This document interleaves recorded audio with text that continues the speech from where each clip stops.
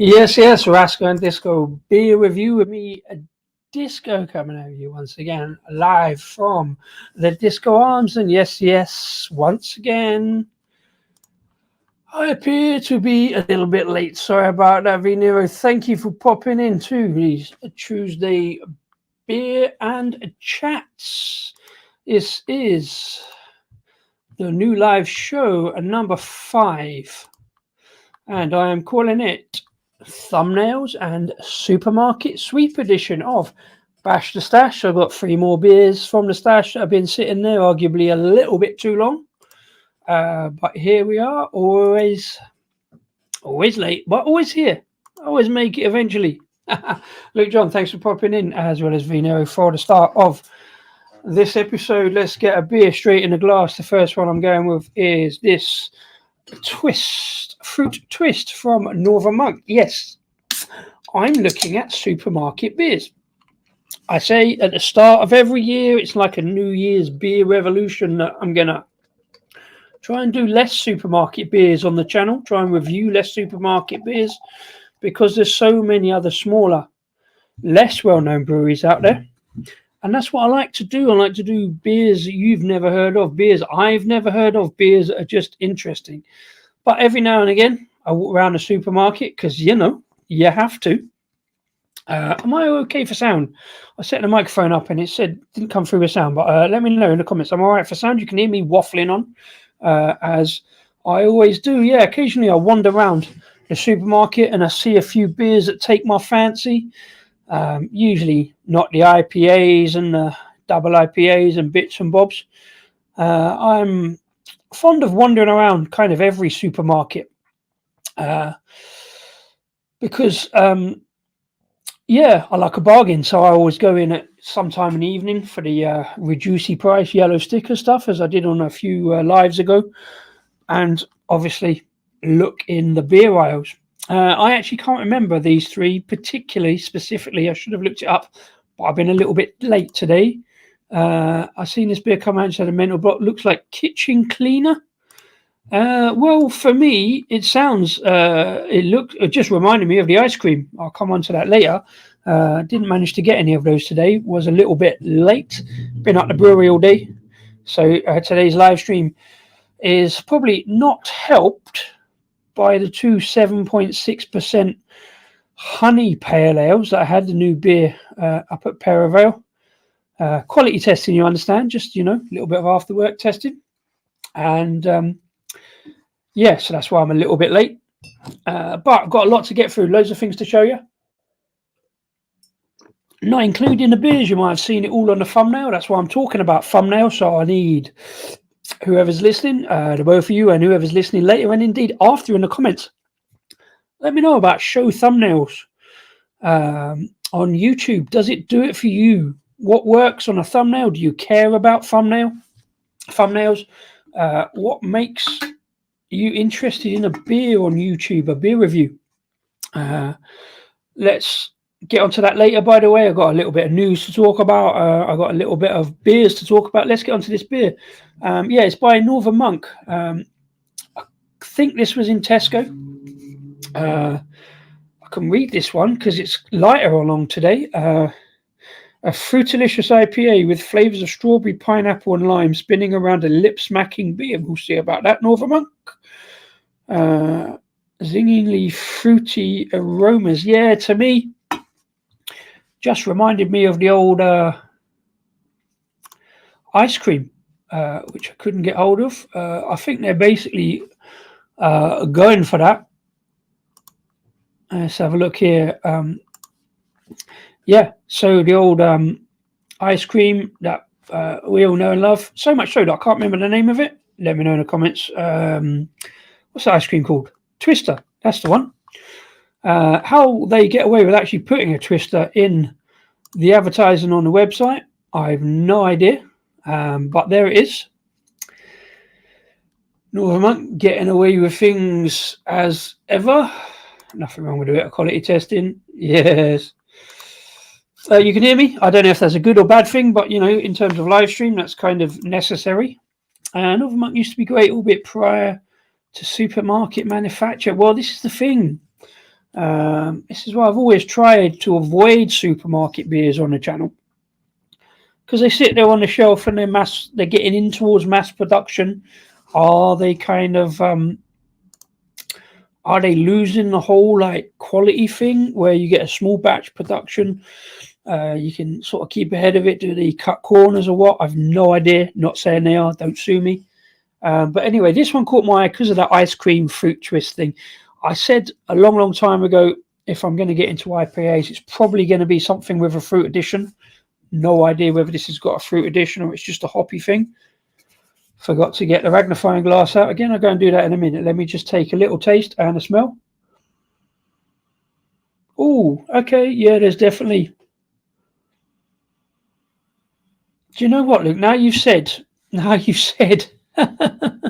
was it you said up here about kitchen cleaner? Yeah, there's a fruit florality to that. Yeah, that's a bit disappointing. Fruit hits first of all, and then there is that little kind of cream cleaner business about it. But I'm not going to let that put me off. I could be wrong. Cheers and enjoy the beers.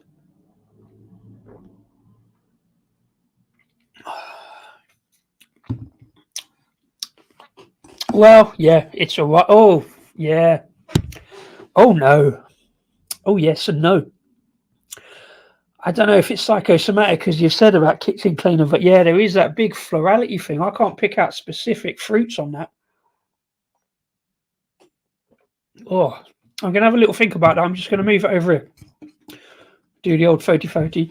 I forgot last week to actually put the photographs up on Instagram, like I said I was going to do. If you saw last week's show with the boxcar milds, I took all the photographs and then completely didn't get a chance because the following day I went into work and was just far too busy. So I'm going to take the photographs now on the hope, because it's a little bit light, the photos might work out a little bit, so bear with me.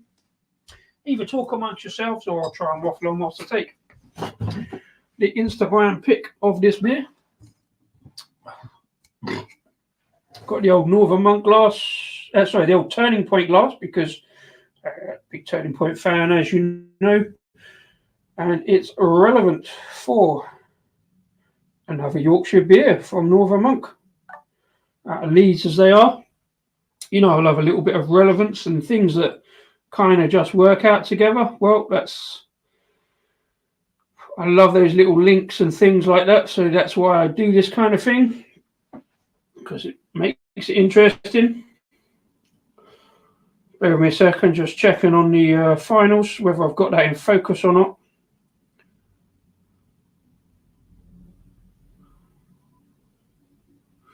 Well, that's close enough. I have to find out a better way of doing this. I had imagined when I was going to do it, I was just going to sort of like turn through 90 degrees and do it over there. I need another shelf or something. Little bit too much of a perfectionist, as always. But I do love me Yorkshire beers. I love talking about beers. And thank you very much indeed for popping in to join me. And if you're watching after the event, by the way, and you're still sticking with it, if you're watching on a replay, do still stick with it. Hopefully it'll be interesting. Hopefully it'll be fun. I've got a little bit of news and a little bit of a show to put on, a little bit of beers to drink.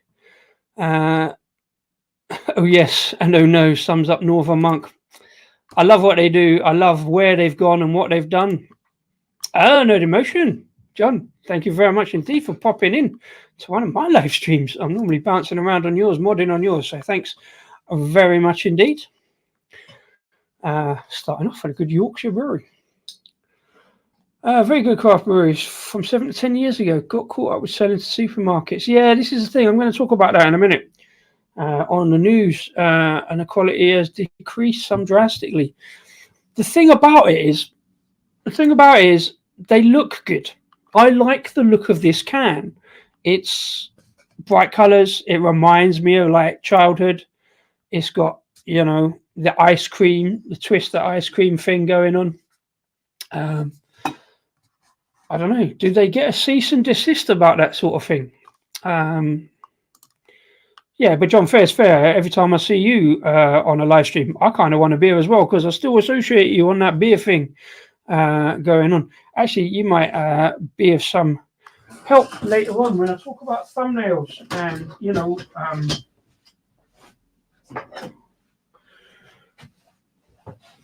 what people look for in, you know, brand identity and stuff like that in terms of accounts. I'll come on to that in a minute. So John, so just to correct your spelling there, you missed a hyphen in the middle of leg and end for Luke. Absolute leg end. It's an easy joke. I do it for everyone, don't worry. Yeah, so yeah, this beer, Fruit Twist from Northern Monk. Let's see what they've got in there. Is it adjuncted or is it just hot water, malted barley, etc., wheat, oats? Jolly good. Love oats in a beer. Makes it kind of smooth. That is not smooth. Well, it is smooth, but it's properly thin and juicy. I say it's got that weird floral note. That's not terrible. Probably wouldn't hurt a little bit of lemonade. Just shandy it. Yeah, also, there's the adjuncts. Pineapple puree. Oh, no, not that many adjuncts as much as I thought. Pineapple puree, hops. Now, here's the thing. So what Luke's talking about. Natural flavors. Natural flavors. If they're natural flavors, why don't you tell us what they're natural flavors of? Like you've told us about pineapple. That's a natural flavor if it's just made from pineapple. How can you have natural flavors and not tell us what those natural flavors are? Are they strawberries? If you put strawberries in a beer, tell us it's strawberries, not natural flavors. See, I think that's where Luke's hit the nail on the head, to be fair, with this whole supermarket stuff. You put something in it and call it natural, but don't have to tell you what it is. I mean, the natural flavour I'm getting is a spritz of lavender air freshener. Now, like I say, tonight's live stream is powered by a couple of 7.6% honey pale ales after work for quality testing purposes. So I'm kind of energised. Do you know what I mean? And I had one over there. I did have some food. I'm not doing this on an empty stomach, but I did have a pale ale on top of that with dinner, but I'm unnecessarily excited. Yep, there we go. That's the one. Legend. Plum tart. Plum tart. I like that. Plum tart is a great insult. Thank you very much, Luke. You're most welcome. They want you to get pineapple, strawberry, and lime. Nothing says strawberry or lime in the ingredients. Makes me think syrup. Yeah, that's what I say. Not natural flavors. Do I get lime? Yeah, maybe. But as I say, only with that florality. Certainly don't get strawberry. I can see the pineapple. The pineapple does come through. See, it's why I like John in channel, because, as he says, he knows a little bit about this stuff. You can buy those flavors. I may have used in a certain orange flavored beer. That was I would not use that word, John. I would use divisive, interesting, not undrinkable, but also a little bit floral. Is of course referring to Sunset Cocoa. It was an interesting way of looking at orange, but also, yeah, that did have that kind of florality. Natural flavors is different to actual flavors, and as I say, is it different to air freshener flavors or cleaning fluid flavors? If I go in a supermarket and I've never had a craft beer and I drink that, that is quite frankly not going to turn me on to craft beer or fruit IPA, to be honest.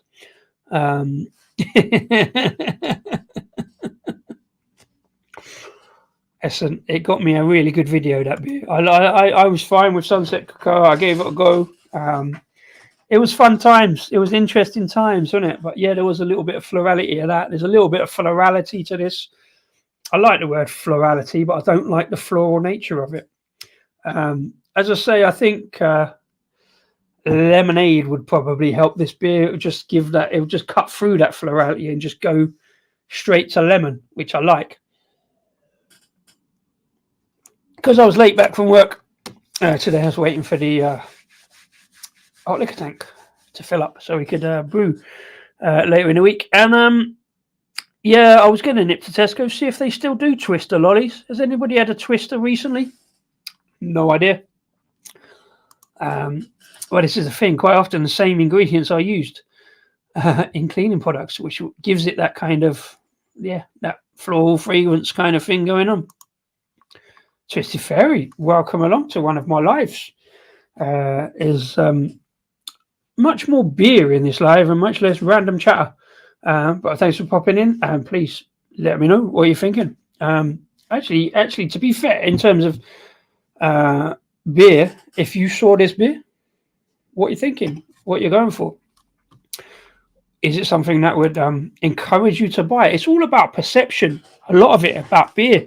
It's about perception. I will come on to that later, actually. I've got something to show you, like I mentioned in the thumbnail, and see what you think. Let's not dwell on that too quickly. I want to get through this beer really quickly. It's okay. It's perfectly drinkable. It's just not amazing. It's not the best beer in the world. Oh, I tell you what I've forgotten to do. And you guys have forgot to remind me again. Let me put the banner at the bottom. So I don't know if you need that, but it tells you what I'm drinking. 4.7% fruit IPA. 4.7%. Yeah, fairly middle of the road. Perfectly. It's a bit cloying as well now. I'm thinking like I'm suddenly getting this kind of slightly, that's from the pineapple probably, because pineapple does that, to be fair. It's got that sort of cloying. I love pineapple, proper pineapple in a beer. It's a big one out at the moment. I missed out on that. Is that in the shed? Is he in the West Wing or the East Wing? They still do them in 2 different types as well, sour and berry, I think. Fair play. I mean, these ones, I quite like them. Definitely, I don't know what kind of natural flavors they put in the lollies and the ice cream. It's just like ice cream with the sorbet twisted around it. I always really like them. Never worried. We're having a disco. Right, here we go. This is what I'm talking about. Yeah, I'll put this in the thumbnail. As seen, Rascal and Disco beer review as seen on vidIQ. Pinero has seen it, knows what I'm talking about. I'll come to that in a bit. I'm going to do a bit of beer news first of all, in order to expand the discussion. I didn't think they said it was no good. Anyway, yeah, I'll come on to that. They had a look. They had a look at my videos. They look at my thumbnails. We had a little chat. It's fine. It's all good. Nothing wrong. I've always said nothing wrong with a bit of healthy, constructive criticism. That's what vidIQ do. I'll go into that in a minute. Well, this is my question for later. Don't need to take any notice of it. First of all, let's have a look at a bit of beer news. I saw these things. Hopefully these things are interesting. I saw last week, I think I mentioned it as well, about Buxton Brewery going into administration. Big company in supermarkets. You'd think maybe they've got the supermarket contract. They should be okay. But they seem to be the next in line. Well, almost the next in line as of last week. A fairly big breweries in supermarkets going into admin. I have to ask, what is it about supermarkets? Do they mess breweries about and just, cut those corners and mean that breweries don't survive? The other one I saw last week, and I forgot to cue this up. I saw that this week, that a brewery called Grinchy Brewing are also giving up. If you've heard of Grinchy Brewing, hands up who's heard of Grinchy and knows what it stands for. It took me a while to get this one.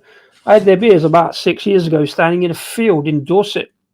In Dorset, yes, I highly recommend it. It's a great place. Anyway, yeah, Guy Ritchie,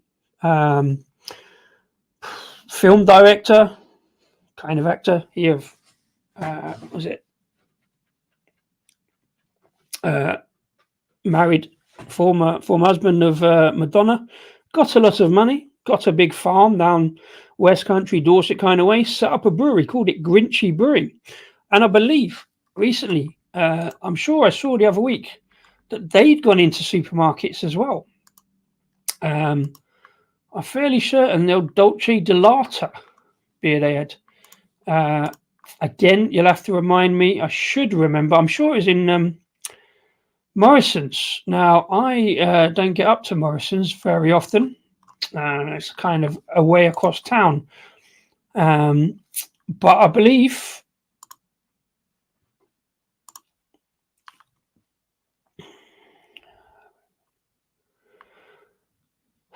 Bear me a second. Yeah, so Grinchy Brewing. Here we go. They got some good stuff on there, to be fair. But yeah, they recently brought out these in cans. I'm sure it's only fairly recently. Yeah, Dolce Delata. That's a different thing. I don't know me Italian. Yeah, I love the cans. Really kind of old school, proper, like, stainless steel, stained glass window kind of thing going on. But yeah, I'm sure that was the one that was recently into Morrison's. And now they've decided apparently to give it a miss. It's just like someone that don't like Christmas is a Grinch. Yeah, Grinchy. No, Grinchy. This one I must have mispronounced that. This is a good point. I think it's too easy for breweries to make mistakes that push that mistake out as a fruit IPA sour. Yeah, well, I see. Because I think, I don't know, it's quite difficult to cover up after the event. Once you've brewed it, once it's in the tank, if you start chucking fruit additives at it after the event, doesn't necessarily, you're just risking whatever that cost of that extra fruit puree or that extra addition is. So I think some breweries just kind of go for it, assume it'll be okay, and go, they'll all buy that anyway. Or do they just go, I don't know, do they just risk? Well, again, John will tell you. John took a risk on a big stout. That Disco made me do it. He went for it and did it, and it kind of had a few issues and whatever, and didn't go well, and tried to barrel age it. And you've got it's a big shout as a brewery, but if you've got a supermarket contract, arguably you have got to produce that beer, come what may. So it's got to go to the cannery, or you've got to can it yourself, and that supermarket will want that beer delivered at that time. So sometimes it is a golden ticket. Sometimes it isn't, because we've heard of breweries getting that golden ticket, but they're making a penny, 10 penny a can or whatever, and eventually it's just sort of not sustainable. Now, but this is kind of why I'm talking about it. Hey, John's got a beer on. Do let me know. Yeah, the beautiful cans, Grinchy beer in there, looked really pretty good. And there's a range of 4 of them. So I don't know, I might even maybe dive in for the last one. I couldn't find the article again to say when exactly. Coffee stout, yeah, my kind of thing, as you know. When I couldn't find the exact article of when they were going to give up, but they've got plenty of beers on there. I don't drink beer on a Tuesday. I read a book recently with a very similar title. That's okay. I don't normally drink beer on a Tuesday. I have kind of started with these kind of bash to stash things because I just need to get through them. I've got too many beers sitting there. Haven't even lined up this week's beer stash shot. It's in there on a computer, and I didn't get it sorted. Running a little bit late again to do it. No, you don't, Luke. You only drink beer with a day with a Y in the name. We'll find one you like eventually, Twisted. It's not compulsory, by the way. You don't have to drink beer to watch me waffle on about beer. Disco Maybe Do It is still in barrels, apparently. Well, they also brought out an Imperial Stout recently, just after John left the brew. I thought maybe they just rebadged it, repackaged it, but Hey ho, these things happen. I've got yet another disco beer arriving in the morning. That's 5 now for the next edition of disco beers. This is the anomaly in a barrel at the bottom of the hill. No, well, if it's still there, I mean, how long barrel aged beers last? Why not?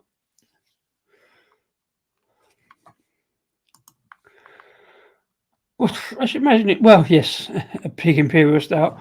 Depends on your definition of hard to make. I mean, it's fairly easy to make. You just chuck it all in and put some water on. But that's quite difficult in itself, I've come to realise. It's like canoeing through porridge.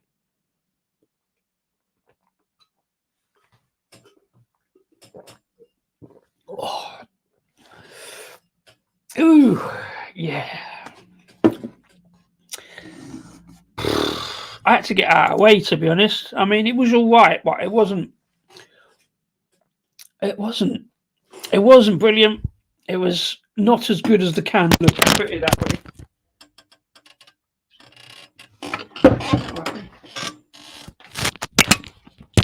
Excuse me, technical difficulties. Microphone took a dive. Me and my clumsy hands.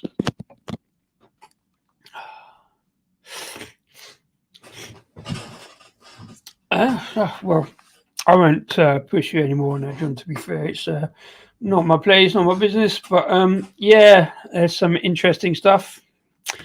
Talking, of course, for anybody who doesn't know about Laws Brewing that John Nerd in Motion used to be part of, and took a sidestep, to be fair, and is now doing, well, interesting stuff with cars and stuff like that. It's funny, actually, funnily enough, just occurred to me that John Nerd in Motion, formerly of Laws Brewing, has popped in because the next beer up you might have seen on the thumbnail was this one. Ginger Pale Ale. Again, as I was saying about Dorset, from Dorset. From Badger Brewery under the Outland Brewing label. A little ginger pale ale.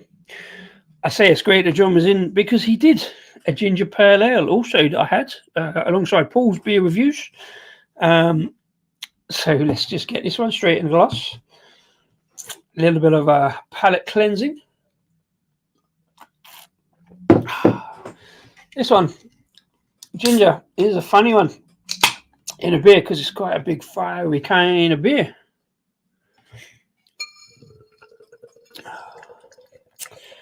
Also quite a light beer, but fairly bubbly going into the glass. I believe, if I remember rightly, I picked this one up on a rare trip round Waitrose. Don't really shop in Waitrose. Little bit pricey for my liking.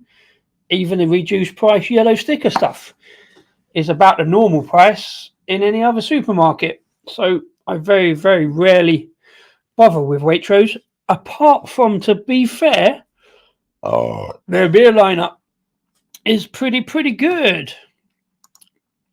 Oh, low blow, talking of gingers. And Paul's beer reviews. Greetings, sir. Good evening to you. And cheers. Thanks for popping in. Yeah, talking about a ginger pale ale.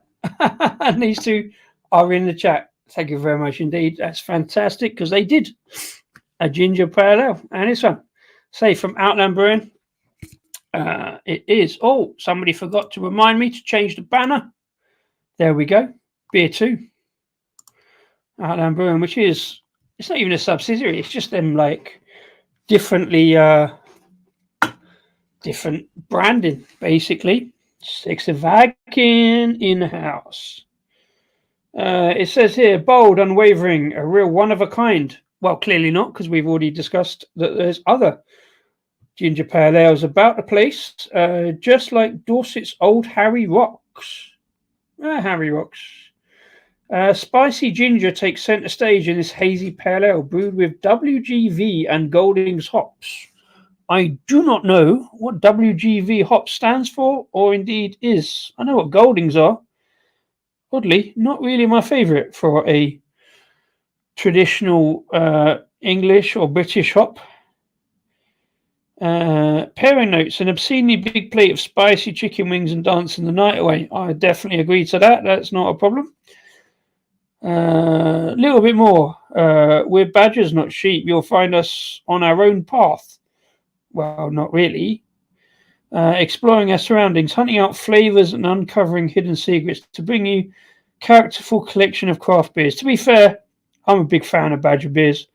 They do have some good stuff, and even the Outland stuff hasn't been too bad. Again, because they've been supermarket, I haven't really featured them that much. But Badger beers, kind of big regional brewery. So one of the many regional breweries that's kind of like diving into the whole craft market thing. It's sort of like giving it a go and like hoping like to ride the tide kind of thing a little bit. There's a good question. Sorry, Luke, I missed this one. Have you seen Hadrian Brewing and Blackstorm have had a ding dong this week? Yes, I have. On a rare foray into Twitter, despite the fact that Rasko and Disco have been busted off Twitter by Elon Musk personally, according to Rasko, for not being old enough. Apparently, we're under 13. Thanks, Elon. Yeah, Blackstorm Hadrian Brewing 20k for contract brewing. Blackstorm saying new management, so they get now. It's one of those administration things, isn't it? And it's just a little bit naughty, a little bit very bloody naughty. I mean, like, yeah, who are they going to sue? Yeah, I did see that one. That is a good addition to news this week. I've got one more piece of news, and I'm going to show you this thumbnail thing. I've missed a few comments, which is rare for me because I normally get enough just to nicely mention all of them. But thank you to everybody popping in and populating the comments, talking amongst yourselves whilst I waffle on.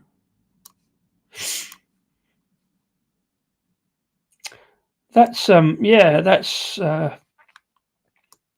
awkward and interesting. We've been out. Oh, wow! So a little bit of yes. Interestingly, Paul, I probably shouldn't ask you, but are you at the brewery on Thursday? By the way, no promises, but if you are, maybe, just maybe, let me know if you're out there. Might come say hello. Then also the brew day might overrun and we might not get a bloody chance, but let me know.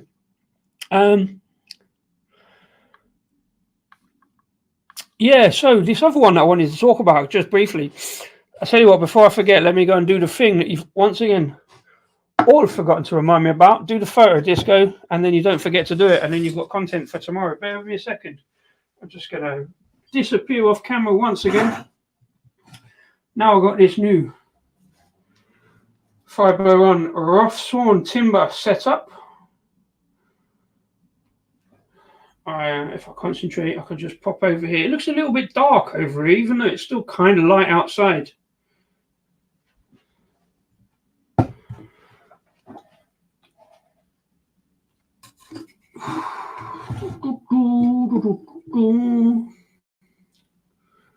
So this social media stuff, it's not easy, is it?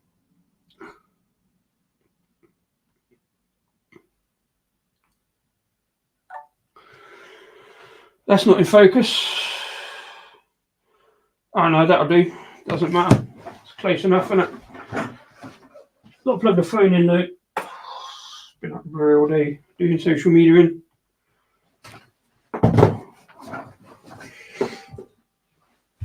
Right, yeah, ginger pale ale. Here we go. Yes, I thought it might be. Well, might not be safe for quiz night, but if you see me, you see me. No promises. That's all I'm saying.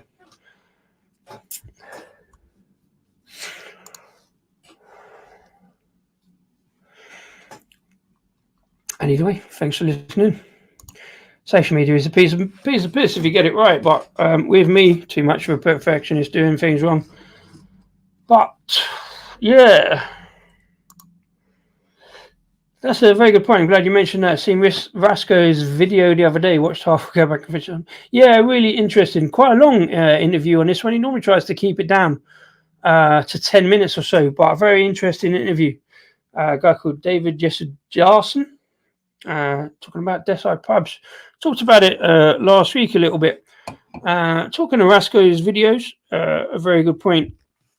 interviewed last year also a guy called Pete Best, which I saw a very interesting article from just the other day that I thought we might have a little chat about. Talking about Burton Union,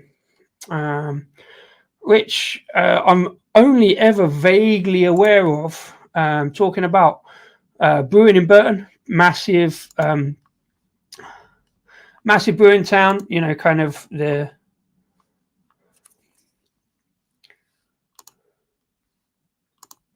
epicenter of brewing, really. Pete Brown's written this article. Thornbridge, eminent craft brewery up in Derbyshire, have saved one of the Burton Union systems.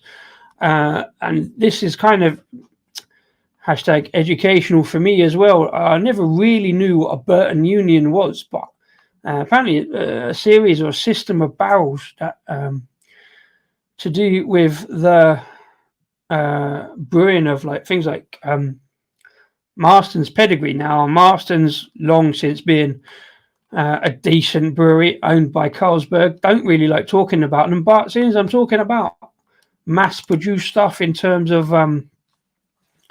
breweries, might as well talk about Marston's and Carlsberg and stuff like that. But it was a massive shame when Carlsberg announced they weren't continuing with the history of stuff at Burton. And that kind of typifies mass-produced beer for me. Not really caring, but pretending to care about the little guys and the history and stuff like that. So they stopped brewing on the Burton Union system. So I think it's pretty good that Thornbridge have taken a dive into this. Garrett Oliver, by the way, is American brewer and beer writer. Brooklyn Brewery was, I think, part of his remit, and so he's kind of stepped in, it seems. And I don't know, maybe he's like had that discussion with Marston's or Carlsberg and Thornbridge,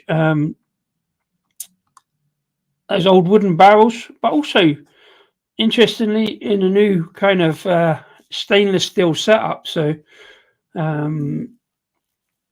so at least one, I don't know how many there were, has been saved. It's currently being installed at Thornbridge in Derbyshire. Oh, so that's the new setup. That's why I see in stainless steel.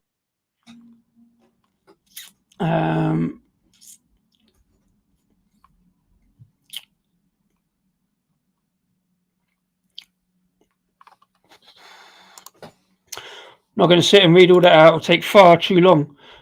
Maybe I will do a link to it. Anyway, let's get back to the comments. David Wilson, thanks for popping in. Superb stuff. You'll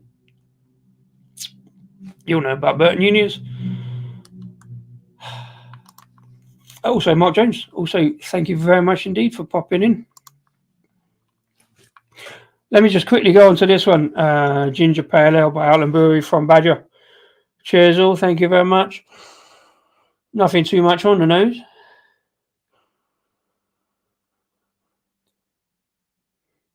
Yeah, a little bit of kind of fiery, peppery kind of gingeriness on the back end. Let's dive in. Cheers.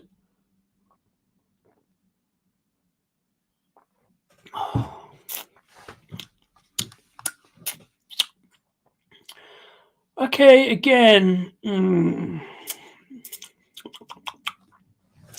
Yeah, see, that's again all right. There's that kind of florality kind of thing going on. The ginger is there. Again, it's quite thin, but there's a good rounded kind of body to it. The ginger is there. John and Paul done it better. I'm obviously biased in a way, but yeah, it's all right. It's going to take me a while, I think, to get through that. So I might have to like it's not bad. It's just it's not enough ginger. There's a big savoury note, not quite salinity, but a big kind of savoury kind of note. Thornbridge want to premiumize cask ales. Carlsberg are giving them but I think Carlsberg want to premiumize that as well. This is the thing. I wonder what Thornbridge are going to. Are they going to put through any of their own beers through it? Are we going to get Jaipur on cars through a Burton Union? Or, I mean, the other thought I had with it is the fact that it was, being Carlsberg Marston's beer and like mass-produced stuff. How they managed to get a beer that was, quite frankly, back in the day, 90s, pedigree, early 2000s, a pint of pedigree through the Burton Union system was a great pint. But now it's just kind of a bit rough around the edges, a bit blurry. How they managed to get a bang average beer through what is supposedly a top-notch beer system, because it always was good. But yeah, it's an old school bit of kit. Let's see what if you're going to trust anyone with an old school bit of kit. Thornbridge, although they're modern, they're craft, but they probably know how to do old school pretty well. I would think. But yeah, I agree on that too. So yeah.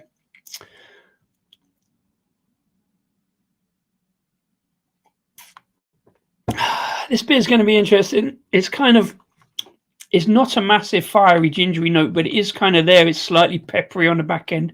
It's also, maybe I didn't palate cleanse enough, but it's still slightly floral. There's not enough fiery ginger there for me. Again, I wonder how much ginger they actually put in, because John and Paul will tell you, they put an absolute megaton of ginger in.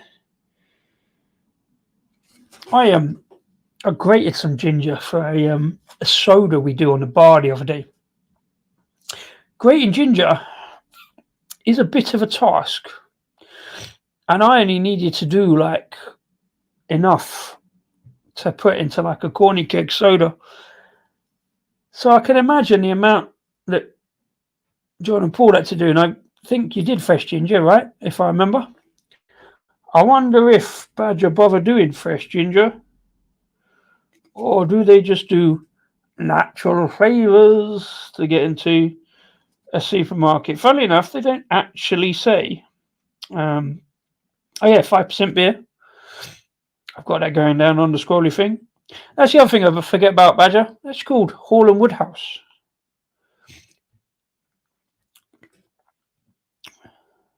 Yep, don't say how much or whatever ginger they put in it. Let's get on to the next question. Thanks for raising it, John. I'll try to waste too much more of your time. I say it was worth cutting in much more. Yeah, the thing is, right, I find it very difficult as a massive perfectionist. I always want to put too much in the thumbnails. So 40 kilo of fresh ginger. Fair play. Yeah, so I've been doing a thing because, I keep looking around the internet. I spend far too much time on YouTube. So I look at a channel called vidIQ. I don't subscribe to them, despite the fact they say please subscribe, because it still goes up on me. Algorithm keeps chucking it up in my face every week, so I don't actually need to click subscribe. If you're not, could you click subscribe on us, because any blah blah blah. Anyway, they've got like 1.8 million subs, so they maybe know a thing or two about how to do YouTube. They certainly know a thing or two about how to get 1.8 million subscribers. So they do this weekly thing of trying to help other content creators get more subs, more views, etc. Obviously, they're very much focused on monetized channels, how to get monetized, how to keep getting monetized and stuff like that. Now, to be fair, vidIQ, I was going to say that, literally just about, they're pretty good, right? So they do know their stuff. But you don't necessarily need to do exactly what they say, or do you? I don't know. Anyway, so they do a weekly show on a Tuesday afternoon. Now, this year, or back end of last year, because kind of Monday and Tuesday is my new weekend, being I'm mostly working at the weekend up the bar now. Although I was working today, but that's beside the point.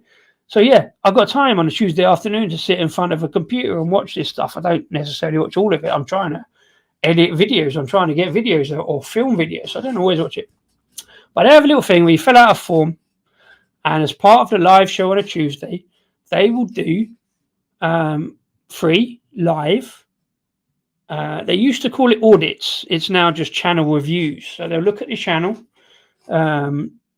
they do a random thing called the claw, where they'll just choose numbers randomly off the list and just see what they can find, see what they say, usually based on thumbnails, because that's mostly what they're about. But also, look at the videos now. I was always imagining they wouldn't actually do our channel because it's beer. And they're based in America, or is it Canada? Not sure. Based in North America. So I didn't think they'd actually bother looking at our channel, but it's all in the mix. And I got in early one day, and they do like a section beforehand of channels you've got in early, like on apply on the list for an audit. And we got chosen. And I was quite shocked. I was kind of watching away, and I just saw and says, "Oh, nice one, Rasco and Disco." And he was talking about our channel. And I'm like, "Oh, wicked, fair play." And then I listened to what he said. Now, I think I can do this. This is kind of what he said. See what you think. He's talking about the thumbnails. He's talking about the channel. He's talking about what he's seen. So, yeah, have a look at this. See what you think. I'll do a little commentary after the event. So we're going to audit our next channel here, which is Rasco and Disco beer reviews. They have approaching 200 subscribers. They've made 300 videos, so they've been at this for quite a while now in terms of anybody think this dude looks like crummy beer? But is it just me? I think he might be from Nottingham, you know? Typically under 100. So the reason why I picked this channel, Dan, is I think there's some very simple, easy fixes and wins here to get me moving in the right direction. And you know, hopefully, Dan, you're going to say the same thing as me when we just look at the channel. Like, what is the first thing that they probably need to fix here going forward? I think they should be way less complex with their thumbnails. Your thumbnails could be the same thing as me. 1,000 times easier to make, and they could look 1,000 times better as well in the process. I don't know if you want to continue on that road or you want me to continue. Yeah, no, I mean, like, so what do you think is the biggest offender here in the thumbnails?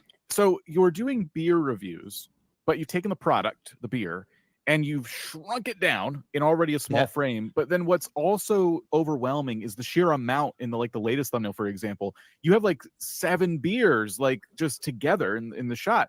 It's like overwhelming. 8 beers. So we'll never see the labels for those, even at full size. I think when you're going to do a review of something, even if you're going to rate several beers that are related to each other somehow, you should really focus that thumbnail on one product so as not to overwhelm the audience, or a versus where it's like 1 versus 1. But like, I think it would be so much better if it was no green grass background. It's the beer on one side. Yeah, well, that was a given. That's the real thing for me. That green grass background. Like, I know as creators we're all encouraged to go and touch some grass every once in a while. I just like green, just like overpowering color vomit on the screen, which, as you say, makes the hero of a thumbnail, the product, even more of an afterthought. Yes, I want you to do a thumbnail where you hold the beer on one side, maybe you point to it, or there's an arrow, and it has a 1-word opinion, like horrible. Hang on. Dan, so, let's do a quick thumbnail. So like, drink horrible on one side, or great or whatever, and you can have an arrow pointing to it. You don't even need to be in the thumbnail, but you could be blurry in the background like this and just pointing, like making a face. Like, get creative, fill that frame though. Like, let people see the label. Like, you're doing reviews, no one's going to be able, like, if I see that in the store, I'm like, even if I follow your channel, I'm not going to know inherently, because I don't have like a good mental image of like the beer, right? Like, so if you were to put that in the thumbnail, even if I didn't click on the video, I might go to the store, I might see it and go, oh, there's like a video of someone reviewing this beer. I wonder why they felt compelled to review it. Maybe I should watch. Maybe I'm not going to like it, you know? So really focus this. Again, if there's multiple beers and that's what you do, that's fine. Maybe they're all related to each other somehow. But like, try to communicate in the thumbnail, like, this is the type of thing we're reviewing. It's this one thing. Don't feel overwhelmed, viewer. We got you. But right now, the thumbnails are the biggest thing, I think. I haven't seen the videos themselves yet, but that's definitely a big thing. So thumbnails, and then I think this channel is maybe being too specific on the items and the products that they're reviewing to the point where there's not enough of an audience. So I'll take this Lake Brews Co. unboxing review as an example, and I'll just put that in the search. And if the search results are coming up with view counts of 38, 55, 66, 89, 76, nobody's really looking for this content as such, a review of this drink. But here's a really interesting thing, Dan, and I hope this is going to be an aha moment for everybody, right? I know I'm not a drinker, like, so I don't really understand. I don't really get the idea, the culture behind it or anything. But what I do get is if I click on most popular, this Sainsbury's 10 beer challenge or £10 Tesco challenge. So these are both supermarkets in the UK. Like, you're trying to find the best drinks that you can get for £10. And that is a challenge in a format that you could pick up and use for any niche: cooking, golf, SIM cards for mobile phones. Like, it's a transferable format, which is why I think these have the highest views. They've got a wider appeal. So I want the creator to look more into these ideas that they can then plug into their topic of, I guess, specialized beers. Yeah, I think that's a good point. Like, there's so many different types of beers that you're probably not looking for them by name. So if it's part of a challenge, like where you're going to a specific store to find the right kind of beer for a certain price, I love that. I love that idea. It's no wonder those videos have the most views. If you're going to tell me, hey, here's a specific beer that's bad, you have to assume that I've never tried it before. And then what does that mean for your title and thumbnail? Because it does kind of start to change the way you frame them. You could still do. This AI tool will take your idea and brilliant. Yeah, have an advert in the middle of it. Why not? Images, layout, everything, including the content.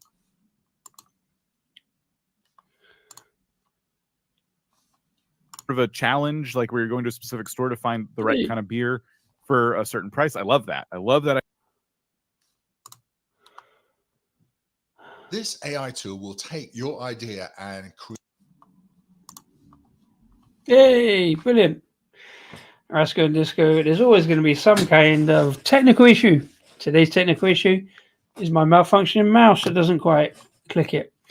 Anyway, right, basically what he's saying is, and to be fair, simple design is sometimes the best way to go. Sometimes is the denominative in that is absolutely spot on. This is what I've been working on with my thumbs. Yeah, I do think he's got some points, right? It would be easier. Yeah, it's just me. That's why I don't put my face in the thumbnail very often. I don't want to see me. Like I always say, contrary to popular belief, I don't like the sound of my own voice, and I don't like looking at me on a screen. So I do it here for that, because I'm just talking. But yeah, yeah, I think he is kind of spot on, right? But what they're doing is looking at it from their perspective of that's what works with everything else. And this is a very good point, I think, John. He's right about the beer is super niche. But if that's what you enjoy, then do what you enjoy. Or maybe you split it between mass-produced and proper beer you love. That's kind of exactly right. That's kind of what I do. Now, what he said about, obviously, the supermarket beers, that was, I think, something that really, really annoyed Rasco. And to be fair, it kind of annoyed me that the most popular beers on our channel was supermarket beers, because I want to talk about the little guys. I want to talk about the medium-sized guys. I want to talk about the Lord's breweries that maybe somebody down in London has not heard of, these Yorkshire breweries. Maybe, I mean, like everybody you assume has heard of Northern Monk and Badger and stuff like that. But I want to talk about the Perivales, the Lords, the medium-sized, small to medium-sized ones that maybe don't get out of their area as much as they should, that's doing stuff. And then the stuff down elsewhere, like, you know, I featured Good H in Cornwall. Who's heard of them? I don't know. I featured Nuttycombe. Who's heard of them? Up in Taunton. I featured beers from Scotland. So yeah, I do kind of do beers I love and enjoy. The Brew Shack went out of business. I thought it was one of the best. 8-grain porter was one of the best porters. The oatmeal stout was pretty good. So I tend to do stuff, and this is kind of how I've gone with these kind of Bash the Stash style shows. I've kind of grouped beers together in a kind of interesting, and we talked about it when I was doing Bramall. When Bramall said to me, "Do I want to do Earl Grey?" and I'm like, "Yes, great," because the Earl Grey IPA from Marble, it's something I can focus on. It's something I can talk about. It's a way of looking at what is super niche, and it's a niche within a niche. You know, I've said a long time. I said to John, I said to Rasco, I kind of get bored of doing videos of just me sitting in front of a camera talking about what beer I'm drinking. If I can do it live where I'm interacting with people, just having a beer with friends like you guys on here, it's so much better for me. I enjoy it so much more. But I do also enjoy putting videos together. Like tomorrow's video. All right, I'm trying not to do too much Paravel Brewery because at the end of the day, I'm working there. I put my hand up and I'm kind of biased towards their beers because they're all good. But I've got a video coming out tomorrow, a Japanese knotweed beer, which I think is so niche as to be really, really interesting. People will watch it. Like the prawn cocktail one, that was nearly 100 views. Because prawn cocktail sounds weird, and I think later on in that one I've just missed out on. They actually refer to the prawn cocktail beer. But yeah, those guys are in America, and maybe they don't know so much about this little microcosm that beer is. And what, because I worry about thumbnails, so I put a lot into thumbnails, and it doesn't take long. I just put all the kind of words that I'm talking about, like even in this thumbnail, like Bash the Stash. That's my thing. I want to get rid of my stash. I've got far too many beers in there. Then I want to put a picture of the beer, but I don't want to put the picture of the beer too big because I want to keep that mystery and intrigue a little bit. So if you see a picture and see an outline, if you know something about your beer, oh, maybe he's talking about, oh, that looks like that ginger IPA from ginger pale ale from Morrison's I got. It's like creates a bit of intrigue, and then you maybe click on the label, maybe click on the thumbnail. The other problem I have is the fact that all my editing, when I put beer on, I've got terrible eyesight, as you can tell. So I'll do all my stuff on a fairly big screen laptop, so I can see it clearly. So to me, when I'm editing, when I'm doing a thumbnail, it looks really clear. What I forget to do is check what it looks like on a mobile. If you guys are watching on mobiles, are you getting the same experience as me on like a 14-inch screen? But the bright green does dead down the label. Yeah, that's the thing I'm saying. I'm not highlighting the labels on the thumbnail. I'm getting people to try and watch it. So, by the way, I've no problem whatsoever with vidIQ saying what they're saying. I'm fine. I can see why they say that. That's absolutely fine. The green, well, look at the banner down there. I just like green. It's my color. It's my color. I've loved it as a kid. So I have slightly railroaded Rasco into trying to get green for the kind of channel branding, the color. You see on all my thumbnails, we've got the little Rasco and Disco in the green thing, or not on this one, but down there on the thumbnail, because I just like green. And I did the thumbnail, I did the thing, and he was like, "Oh yeah, okay, that's fine." But it just kind of highlights it, I think. Like what he was talking about there with the unboxing video. I'm not sure he understands what a beer unboxing video is. I think he understands it in terms of tech terms. So you show what it is you're unboxing, but I don't want to show everything in a thumbnail. I just kind of show what I've got, what I'm talking about, because beer, people who like beer will see the cans and go, "Oh, he's talking about that. Maybe they'll identify with it." I tried that. I tell you what, the reason for the AstroTurf, it was green AstroTurf. Often, and this is something the vidIQ says, they say don't rush your thumbnails, put some time into it. But I conceptualize the thumbnail sometimes before I've done the video, and then it takes me a long time to edit because I have to cut out some stuff of me talking absolute rubbish, and then I worry about it and I think about it. I get to it and I want to upload it, right? So I've got a kind of branding issue on the thumbnail that I want to get it all the same, roughly. I'll just, to make it quick to do a thumbnail, I've got the background, I'll add in the photo, change the wording, and it just makes it quicker. So I'll just drop the new photo in. I've got the arrows because vidIQ said do arrows, and then I've got the wording. But I always want to say too much. I'm always talking too much and saying too much. So maybe I'll drop the AstroTurf. Your thumbnails are too heavy. Less is more. No, that's fair enough. That's fair enough. That's fair enough. I'm not a designer. I never did art. I never did design. So I'm kind of new to this designing thumbnails business. And I'm like, I do what's pleasing to me. And I sometimes forget maybe what's pleasing to everybody else, because I'm not doing it for everybody else. I'm doing it for me, but also for everybody else. So no, I take that with absolute respect, Nero. Thank you very much. You're right. The trouble with design is it's very subjective, and no one's right and no one's wrong necessarily. I missed a couple of comments up here.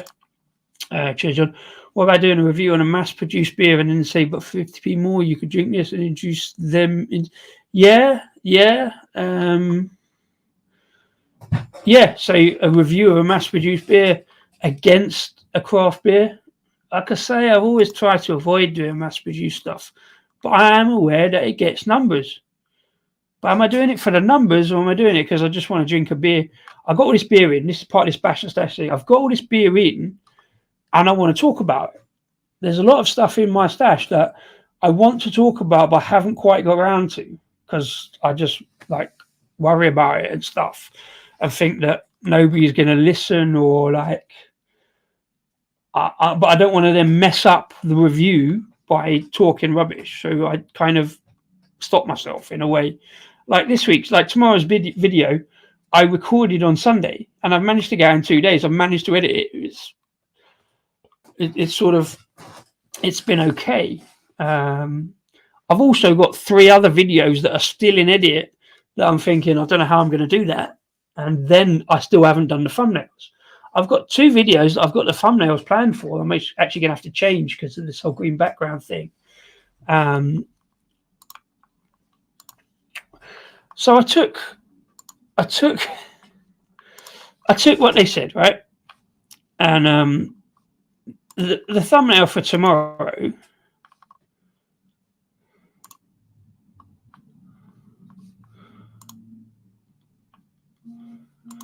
is, if I can show it,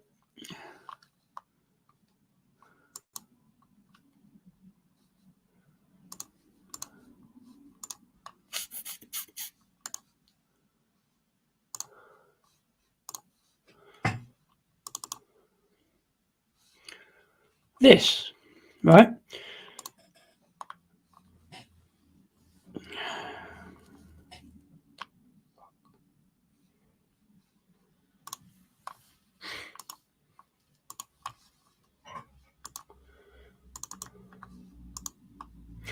Is this. So I've dropped the grass. The reason I've kept the green is because Japanese knotweed is green with some red flecks. So I've simplified it. And it's the same as the prawn one. I did a plain background prawn IPA because that's the shocker. That's the lead in. This one, Japanese knotweed, is the lead in. And I did what he said. Look, I did the whole present to the camera thing. Is that better? I don't know. But that's what it's going to be, because that's what I've done.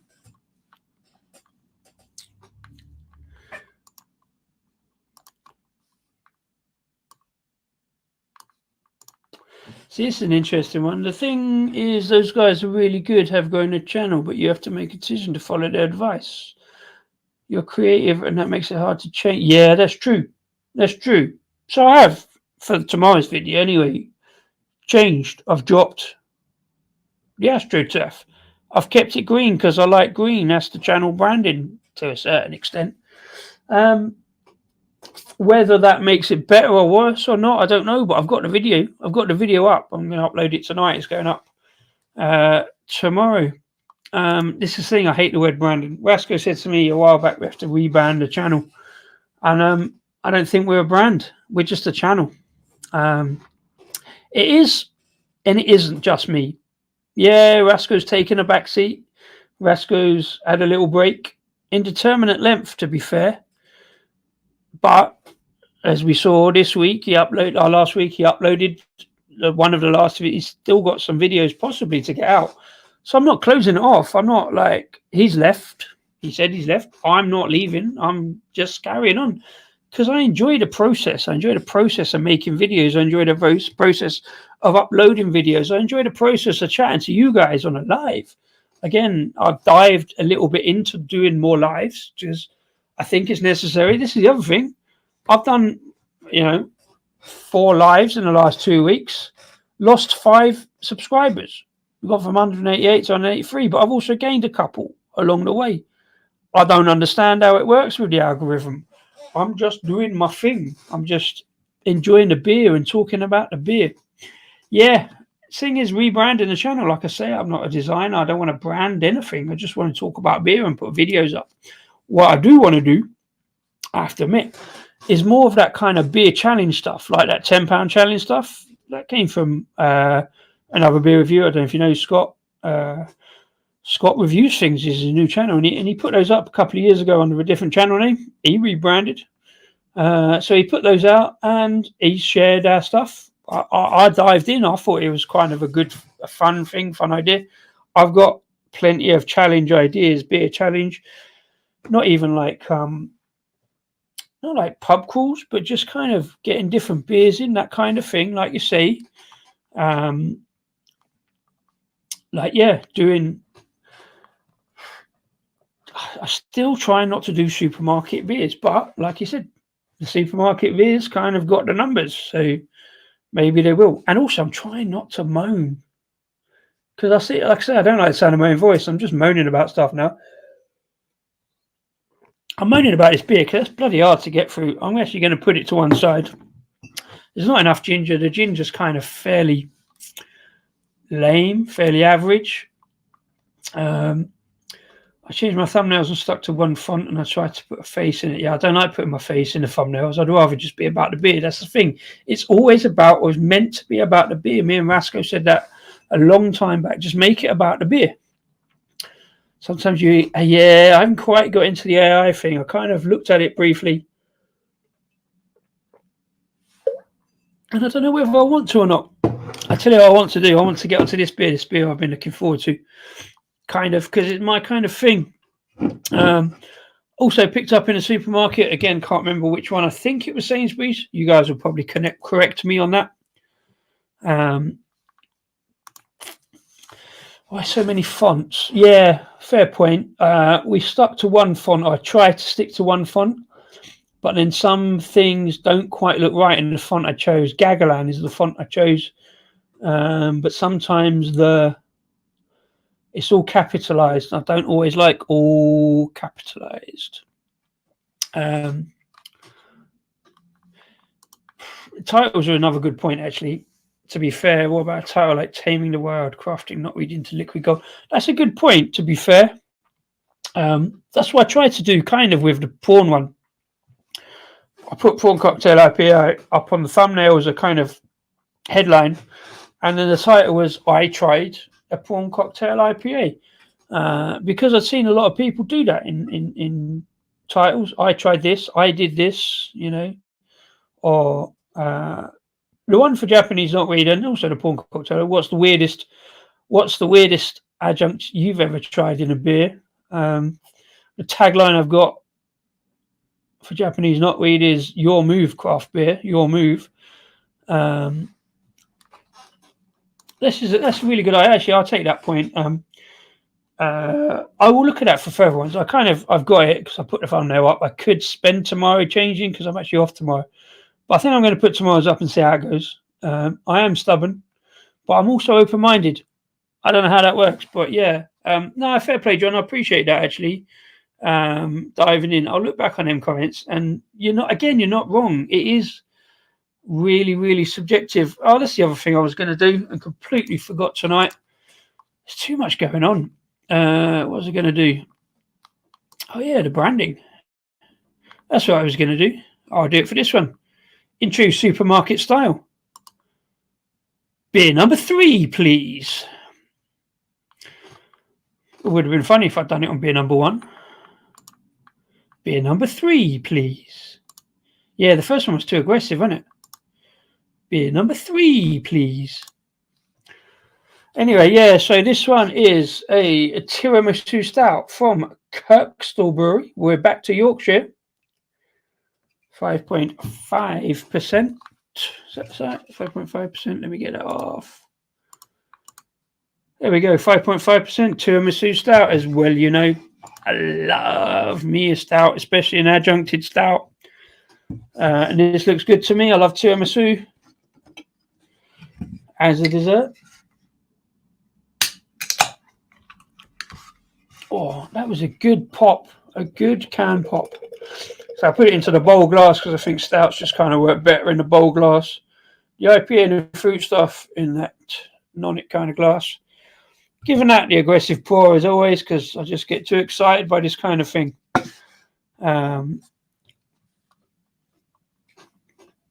Looks good. Looks good in the glass, I reckon.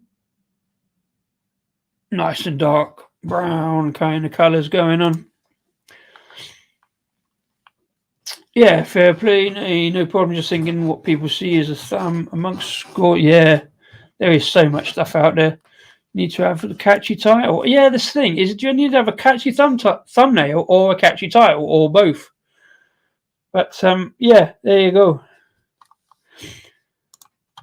Yeah, do your challenge ideas. This is the thing. It's not a case of just do them. It's a case of filming them, editing them, choosing a thumbnail, choosing a title. But yeah, we'll dive in. We'll give it a go. I say I've got half a dozen videos conceptualized in that theme. See, like last year, I did that beer challenge of walking to the beer festival. It's like a 2-hour walk to Ealing Beer Festival. And that was one of my favorite videos because I really enjoyed putting that all together, all the different shots and like the panning and stuff like that. Again, I don't know whether that actually was catchy, but I enjoyed it. I enjoyed it. Anyway, as our tagline is on YouTube, here to entertain whilst drinking the many beers of the world. So hopefully we have been. Hopefully this beer will be interesting. I do love a flavoured stout as much as I love a plain stout. So let's have a look. Tiramisu stout from Kirkstall in Leeds. Oh, big coffee notes, big creamy notes. I tell you what, I often get off coffee kind of coffee stouts is a kind of vegetal kind of aroma. Slightly off vegetal aroma. That's what I'm getting with this one. Doesn't necessarily mean it's going to be a bad beer, by the way. I just, you know, my hoot is blocked up at this time of night now. Gone well over the hour that I had already, as always, planned to do this show. But that's mostly because you guys are chiming in and talking. Otherwise, I would have spent less than an hour talking to myself and probably given up by now. But let's just dive into this one and see what sort of kind of coffee aromas we get. Let's palate cleanse first of all.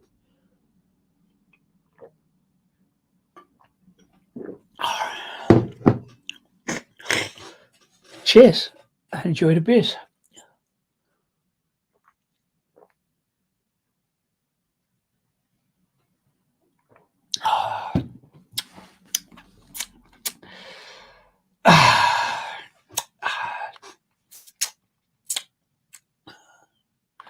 I'd really been looking forward to that one. Leeds. Hey, Mark. Sometimes Leeds. No, I won't judge you on it. Yeah. That's right, Leeds. Been at Welland Road. One of the most amazing atmospheres in a football stadium ever. But genuinely, lovely folk, as long as football's not involved. Yeah, got to go back to Leeds sometime soon. It's a city I've only ever sort of been through, past, changed trains at. Never had a really chance to wander around there that much. Yeah, do you know what? Yeah, it did look a little bit like that. But going in there, it's not. And on the mouthfeel, it's not massively thin. It has got the coffee notes coming through a little bit more. There's some coffee kind of residue there, but there's also something. I thought I got some kind of I've not done that off flavors course. I don't think it's off flavors, but there's a slightly butterscotch, slightly butteriness that I don't mind actually. I don't see that as an off flavor, but apparently it is. I've got to do that off flavors course, but yeah, there's a little bit of butteriness, like kind of croissant kind of flavor, coffee and croissant, maybe like a pan au chocolat. There's a little bit of chocolate going on. I always use this thing, smooth but rough around the edges. The coffee's coming through a lot more now. It's okay. A little bit cloying. Not the best coffee stout ever, but the coffee flavour is smooth. The beer, not so much. A little bit of brown sugar in there. Hey, I don't know about well done. We've only just about done it. Next season's going to be a bit of a slog. Maybe we'll still get to Leeds. Who knows? Yeah, I hope that's the main thing. If you enjoy it, then that's all that matters. Well, I hope so. I mean, if I put a video up and it gets no views whatsoever, have I still enjoyed the video? Yeah. And if nobody watches it, I am well aware that none of this shit matters, by the way. None of it matters. I mean, it does. It matters to me and it matters to you if you do videos, but it's about the beer at the end of the day. Just enjoy the beer. That's what I swear. That's what me and Rask have always tried to say. It's all about the beer. Some beers are going to be good. Some beers are not. And we always used to do a thing. We always used to say, like, if we don't enjoy a beer, we just won't review it. Like, we'll do the review. We just won't put it up. So that's not to say all the beers I've not reviewed and put up haven't been bad beers. It's the review that's been bad. Not so much the beer. But, yeah, just enjoy it, man. Just enjoy it. I take all your points about our thumbnails. It's very interesting. But I still thank you guys for popping in and coming along. You've come along despite the thumbnail. I think my live show thumbnails I would agree, are far too busy. I've got a lot going on. I've tried to do something different, and I've tried to keep them all in a similar vein. Got that whole, my live show videos have been that kind of world kind of view focused on the UK. So I put the arrow to say that we're here. I probably don't need to put the word live on a live show thumbnail because it's obvious that it's a live show. But I just always have. I mean, there's some beer reviewers like who just don't even bother doing the whole design thing. They just put a still from the video or the live, and that's the thumbnail, and it does the job because the name is the excitement, is the interesting thing. I think in beer terms, if you're just pandering to that audience of people who like beer, you probably don't need to worry too much about thumbnails. But are we looking for people who don't watch beer videos to watch our beer videos? Maybe. Oi, oi, oi! Jack Howard, here he is to take over the chat. Hi, Jack.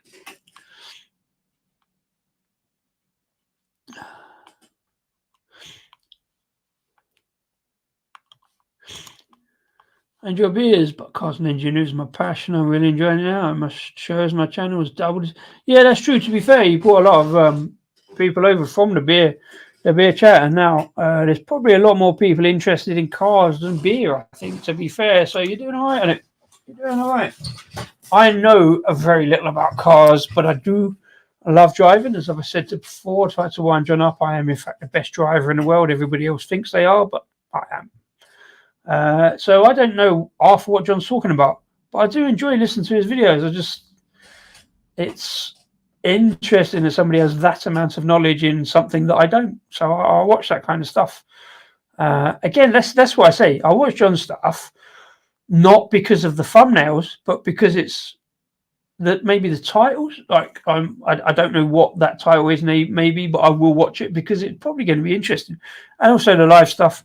I'm still kind of like, it's a bit of a hangover from the beer stuff. He made me a mod on the Canada stuff, so I will go in there and look. And if I tell you what, there's a whole lot less kind of random comments on live streams these days. Maybe YouTube have sorted that stuff out. Maybe they've got rid of a lot of the trolls, because I don't see too much famous last words. I better get several sex lines posting in this one now, because that's how it works.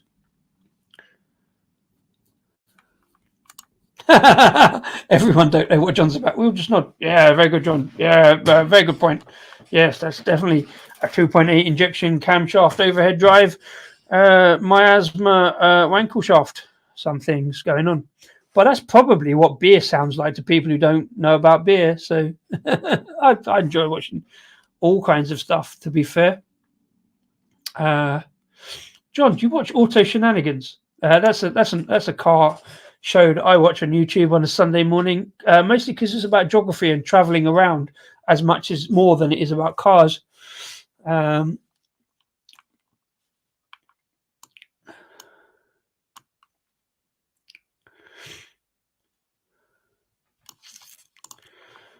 here we go. A couple of pints of Titanic. Yeah, Titanic in spoons. That's the other thing. If we're going to talk about supermarkets, might as well talk about spoons. When you get big breweries going into Wetherspoons, does that devalue that brand? I don't think so, because apart from the last 4 years, I was a regular visitor. Spoons. I had a point to wrap this up about thumbnail stuff, and I can't bloody remember what I was going to say now. There's something else I was going to show you, and I can't remember what that is either, because I've lost all the thumbnails.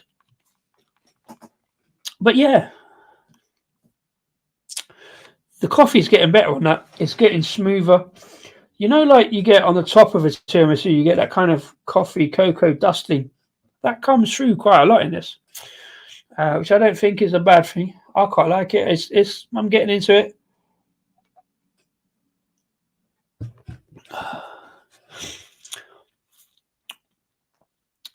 Hang on, it has been. So what's Jack said? Oh, here we go.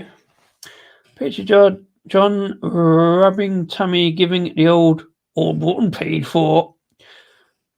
I don't know. Does anybody else imagine John talking in a Yorkshire accent when you read what he's written, even though he's not got a Yorkshire accent? He's just been in Yorkshire for so long.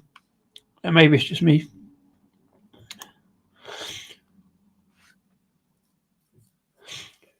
Yes, I've got 2 Titanic plum porters in. I bought it a while ago. I meant to do, and there's another one I've not got around to. Maybe I should do a show on that.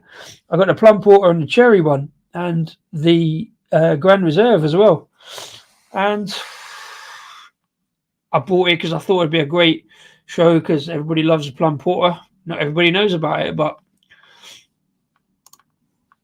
I lost the thumbnail once when laying council slabs.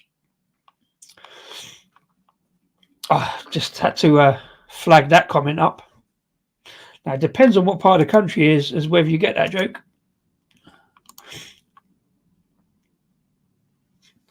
Yeah, yes, to be fair, you drink a fair amount of beer. As well, used to. Do I? To tell it was a good one. Yeah, I think it depends on the spoons. The spoons is different to supermarkets, where not all beers are brewed for spoons, and I think it depends on the Wetherspoons and the people who are buying and keeping the beer.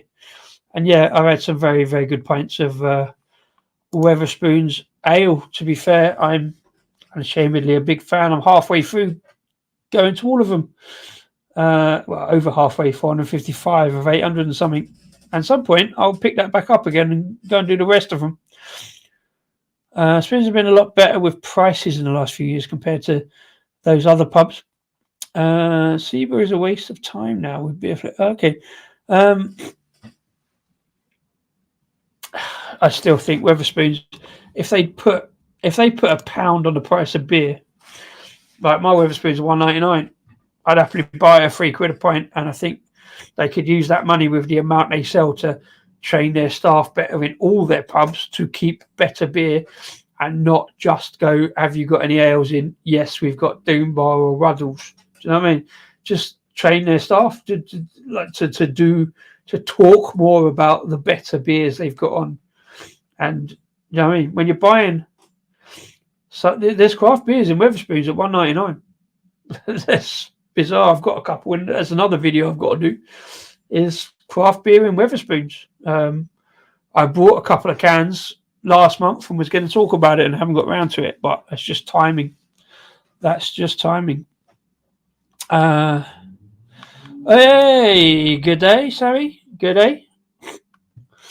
Thanks for popping in from down under. Cheers. Well, there we go. That's my supermarket sweep, and not even a mention, by the way, of Dale Winton.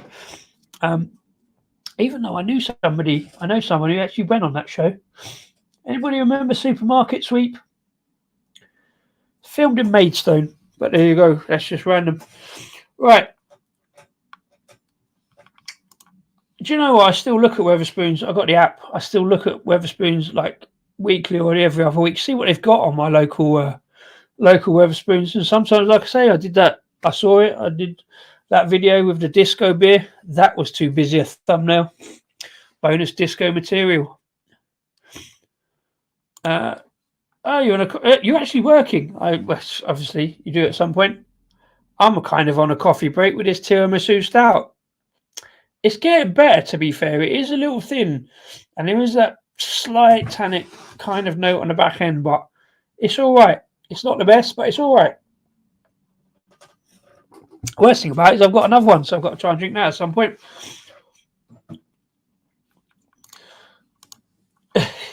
Something on it. So went to well over half the weather. Well, I'm hoping to go to all of them before I peg out, but you can never guarantee these things, to be fair. There's only 800 and something of the bloody things. That's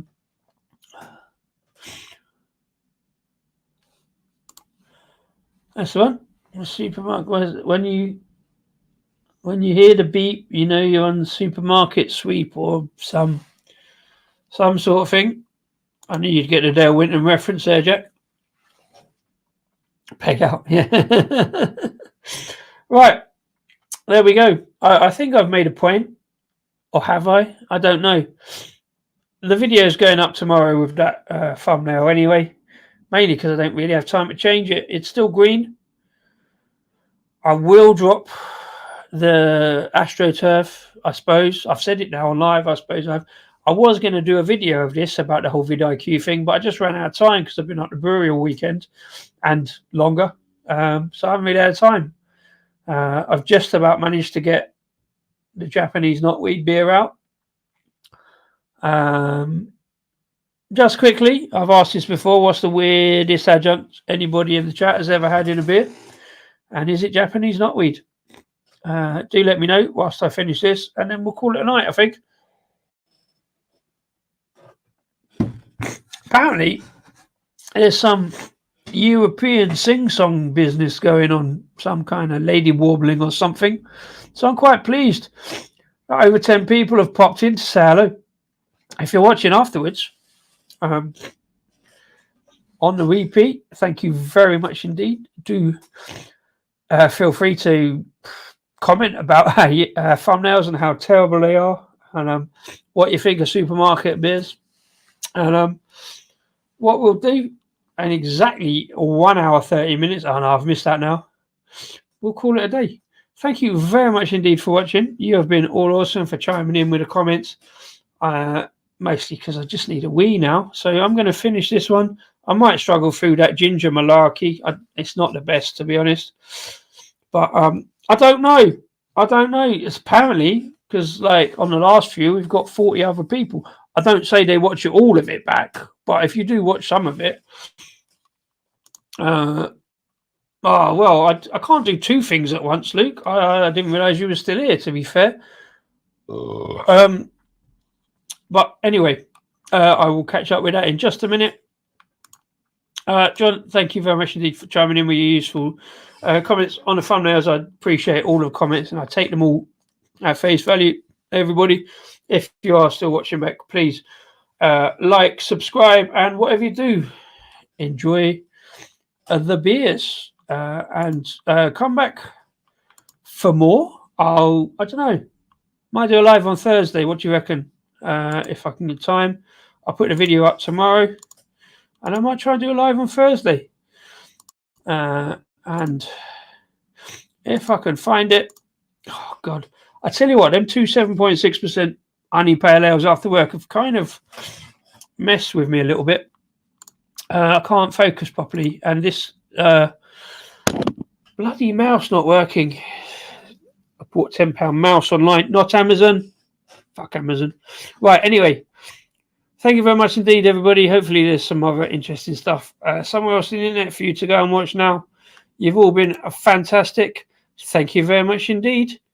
Here's the outro. Cheers. And above all, whatever's in them or wherever you get them from, enjoy the beers.